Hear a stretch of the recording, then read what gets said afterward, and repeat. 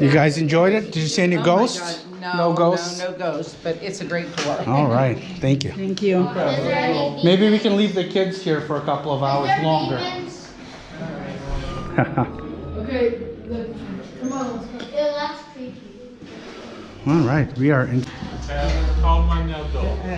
We have 1, 2, 3, 4. This does not look haunted. This is their little gift shop area. We don't have a senior rate, unfortunately, now. We took the tour. I mean, we're about to take the tour, but this is the waiting room.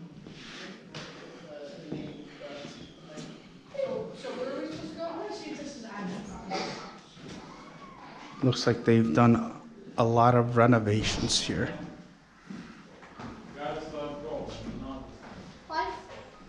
Why did Daddy just leave? It's about to start, they said. Thank you. Wow. This is.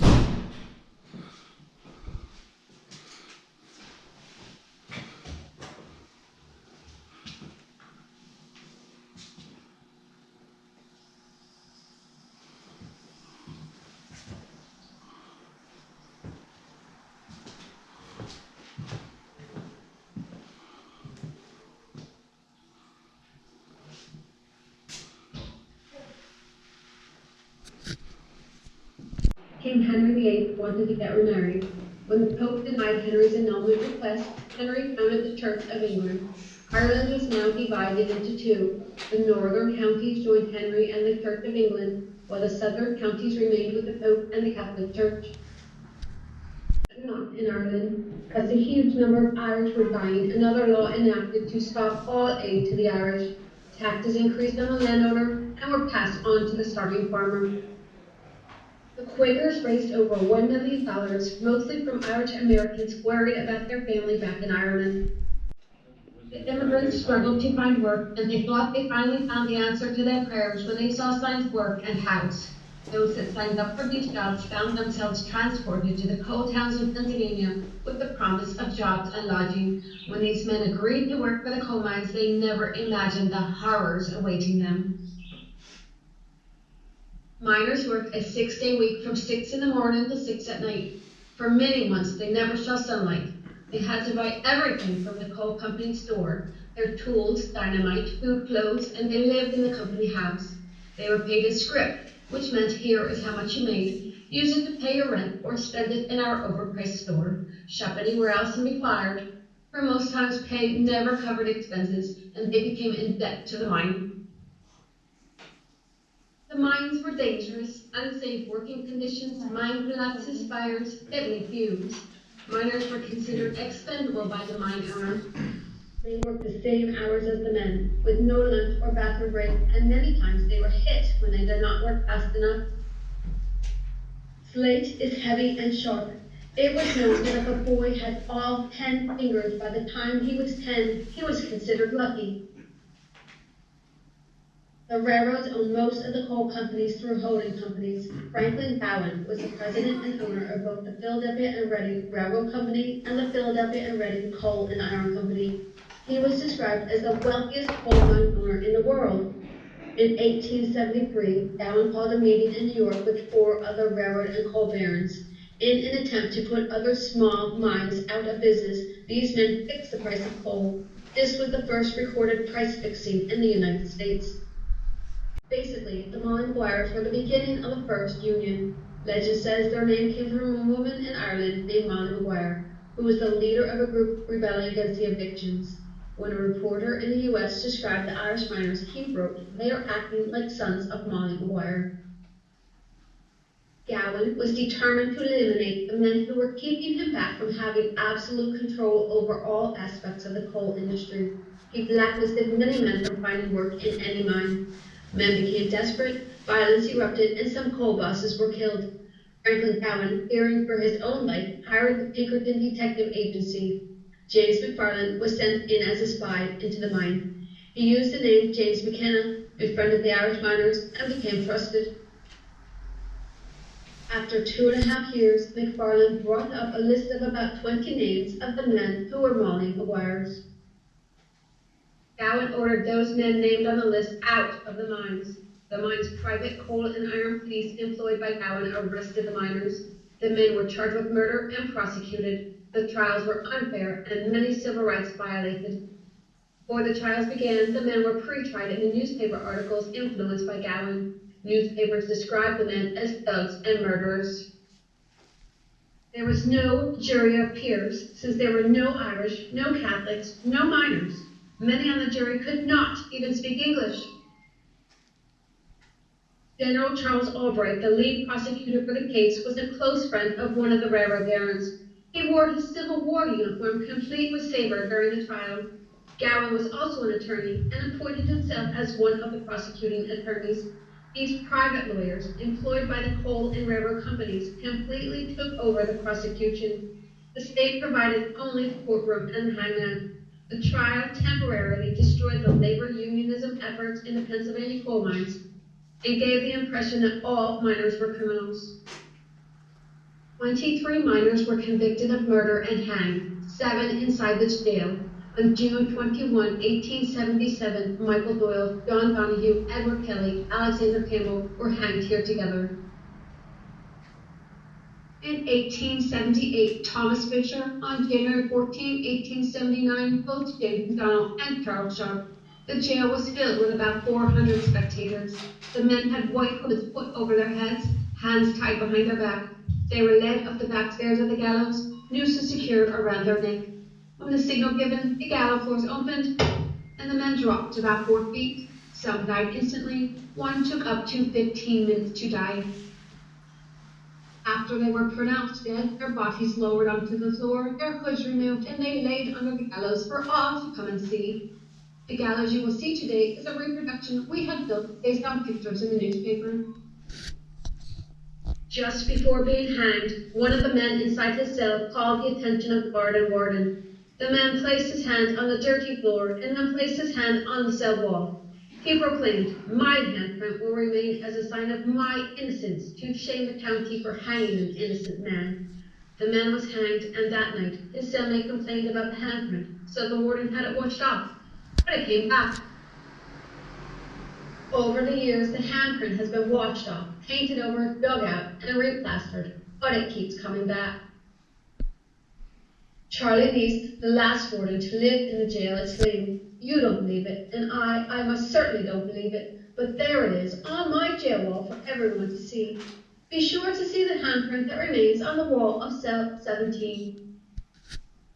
There is a connection between the Civil War and the coal house, and used as the Carbon County Jail until 1995. The architect Edward Haviland, whose father John designed Eastern State Penitentiary in Philadelphia. Until 1970, the warden lived in the jail with his family. This was his family room, the gift shop was the dining room, and the kitchen across the hall. Unfortunately, the upstairs is currently closed due to COVID-19. It has a similar layout. Heading upstairs.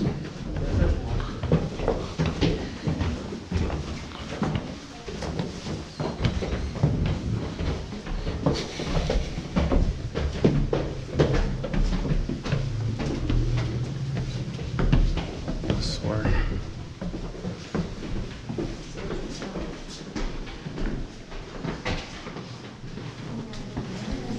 In 1970, they would reinforce the bars in these windows and replace the wooden doors to high security doors, as these 3 rooms became bedrooms for work-release prisoners. Work-release prisoners are prisoners who go into downtown Thorpe, do their job, then come back in the jail to sleep. 12 men would have slept in this room in bunk beds. 8 men in the middle room in bunk beds, and that far room would become a TV room for watching TV.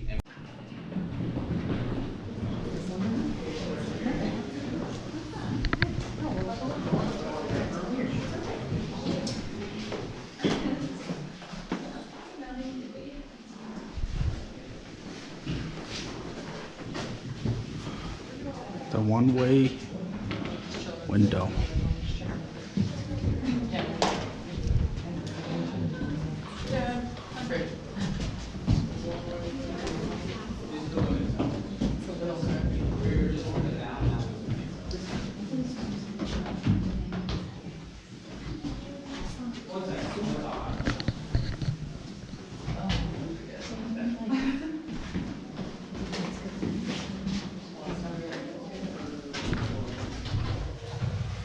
Very cool.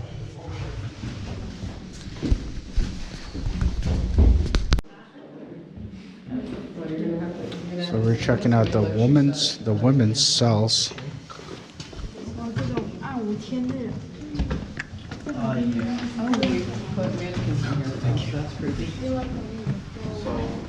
Oh, those are nice. Eric, His quarters was right there, and then he had 3 women. two per cell apparently. He said 2 per cell. What a serial killer. It's like, here's my living quarters, here's my bathroom, and here's my women. Wow. Yeah. for Just real. wow. 2 women per cell. That's not a lot of room. And the sinks on top. Yeah. That's I've crazy. seen it in like the oranges and the I would say that this is nicer than ours.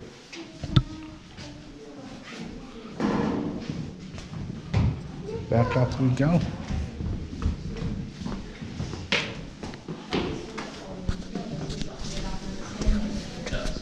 Careful, Eric. Heading back down.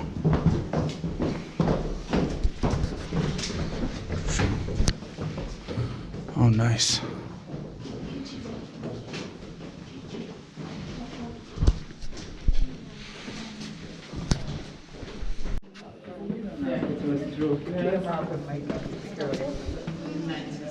Ooh, it stinks.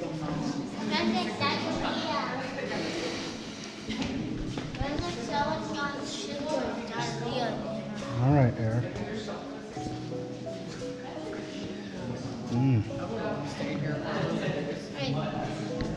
Wow, look at those cells. Look at those little That windows. was the window. Yeah. This is the Gallows.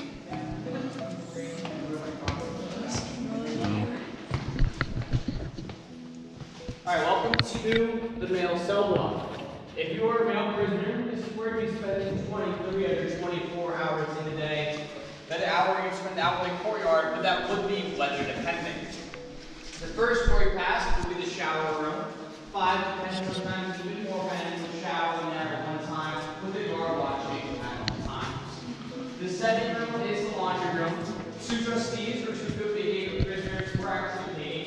They were paid 25 cents an hour to do the whole jail laundry. With the 25 cents, they could later go on to buy cards, magazines, cigarettes, anything to pass their time while they're still in jail. And this third door is a typical cell. It is 8 by 13 feet, and there are 2 beds in there now. But if the jail did become overpopulated, they can put 2 bunk beds in there, making it 4 prisoners. A real dungeon. Oh, it looks fake. Eric says it looks fake. Okay. Don't be scared. I'm not scared of anything. You're not scared of anything? I'm scared. Yeah, because you're always scared of night. I'm a scary cat. Oh, it's dark. Wow. Very, very dark. It's cool.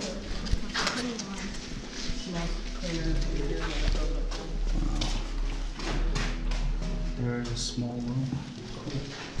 Jail's jail. So if you did something wrong upstairs, you were sent down here. If you're down here for a minimum of 2 days, maximum 2 weeks. The lights you see on the walls are for touring purposes only. It will be pretty close to almost pitch black down here, 24/7.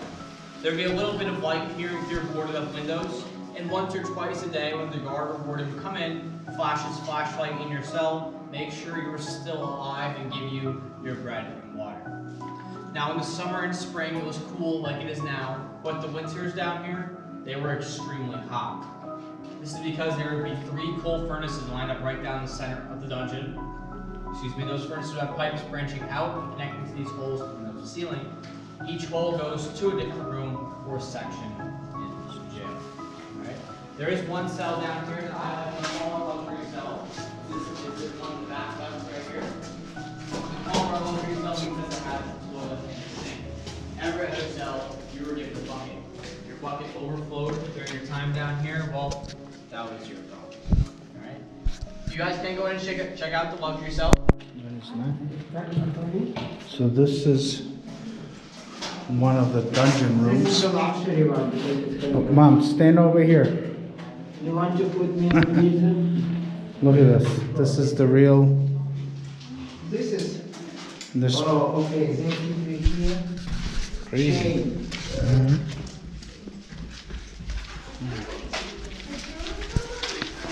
Wow, that's creepy. Check this out. Michelle, did you see this one? Eric got scared. This is a haunted prison. Yeah, it's not a punishment. Nope, it was a punishment. You're down here, so yeah, it's not a punishment.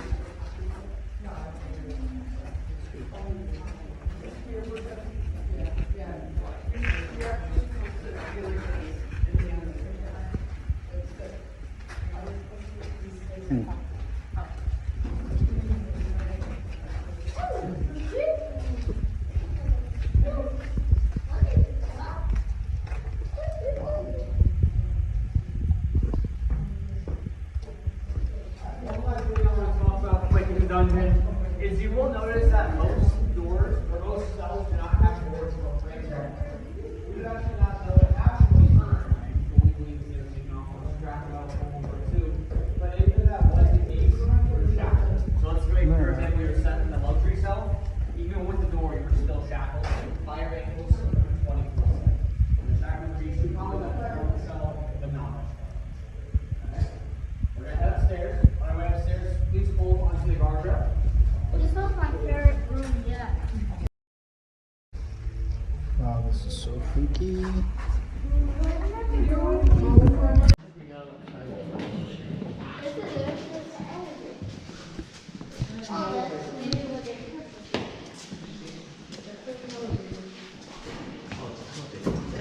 No, it's definitely. Alright, so two quick things before I let you guys roam around. First, these are not the original galleys. These doors will be shut all the time.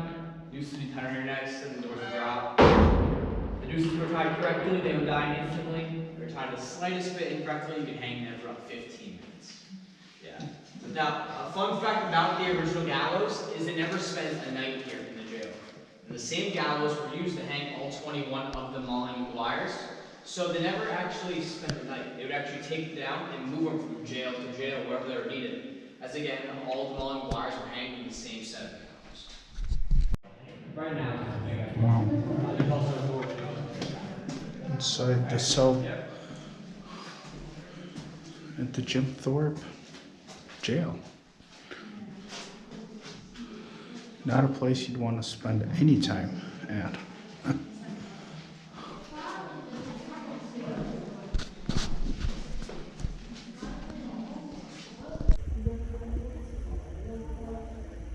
These orbs.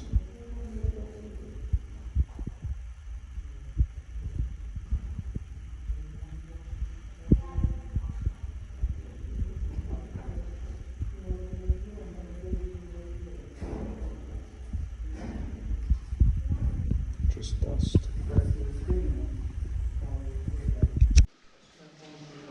Alright guys, see you later. Have fun. Do not.